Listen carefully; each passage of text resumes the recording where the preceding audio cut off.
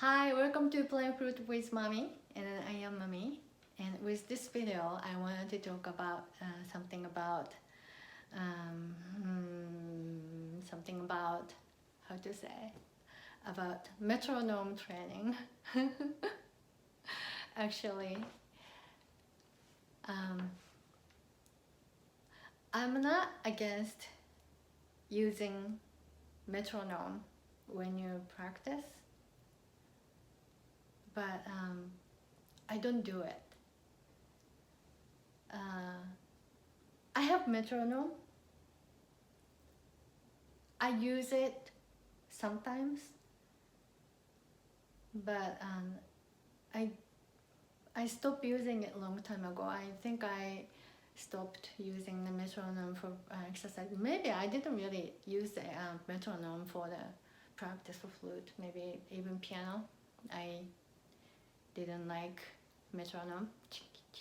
You have to be on time. I didn't like it. But now I understand why I didn't like it, because if you use your own metronome, your natural metronome, natural time is more important than metronome, because you're not a machine. So this is what I want to talk about. Okay, so it's not about metronome. It's against metronome. No, I don't against, but so when you're doing like a exercise, like a technical exercise, like a if you really pay attention to the evenness, how you're playing evenly, which fingers, or even the how you play the note evenly.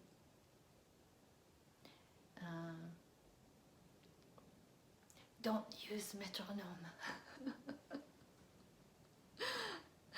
I will tell you when you want to use metronome later, but don't use metronome, because metronome is, first of all, it's noisy. It will distract everything. But you can use your inner metronome.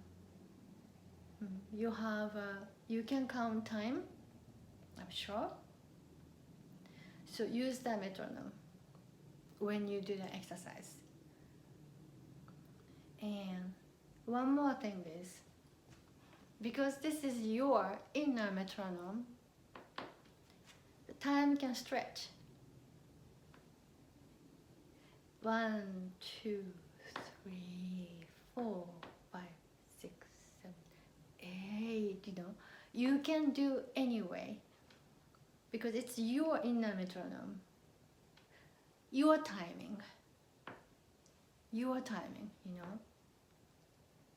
So,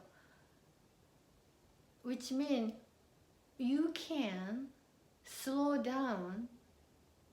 You can stretch one beat a little bit longer. I would say it's okay to stretch one beat when you feel like it. You don't want to compress the beat too much, because I don't think it's helpful. If you wanted to practice on-time practice, you can use actual metronome. But you don't want to train yourself to make it faster, because I think it's human thing. It's very easy to go faster. Also, easy to go slower. Depends on the situation, depends on the mood, depends on the music. But I don't recommend to go faster and faster too much willingly, because it's there is the danger of getting a bad habit, or you may not be able to listen to what you're doing if it's fast. So going slower, like 1, 2, 3, 4, little bit slower, depends on the part that you want it to go slower, go slower. When you are doing the long term, if you use metronome, you're not listening to your sound, you are listening to metronome. Right? So you don't want to use metronome. You want to use your own metronome. And then if you are like many 16th note, 4 16th notes, continuous,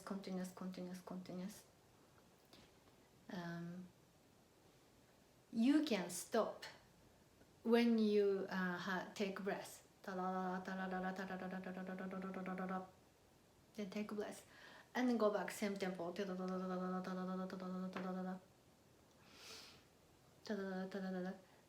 If you're using metronome, and it's hard to do because metronome won't stop for you, so that's why you don't need to use metronome. So you can use your own metronome.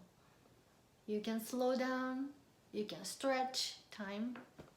So when you want to use metronome, which is of course I say you want to use your own metronome, but sometimes you want to check how you are doing. So maybe you are speeding up without knowing, or maybe you are slowing down without knowing. So once in a while you want to use metronome where you want to have a good tempo, consistent tempo. For example, the music that you play with pianist, or you play with other people, and you need to keep that same tempo because you have other people to play with. Then once in a while you wanted to use that metronome to check like if I'm keeping a good timing. And in that case you wanted to practice how to take breaths within in tempo, actual very technical in tempo, how you're going to take breaths to go back to the next part to play on time. But other than that, use your own metronome to practice exercise or fast movement practice. So this is today's topic. Metronome exercise, your inner metronome exercise. So this is something I often talk about, but maybe I'm not saying strong enough. So that's why I wanted to take a video about this. So thank you for listening, and enjoy exercise today, and then I will see you tomorrow. I will see you soon. Bye.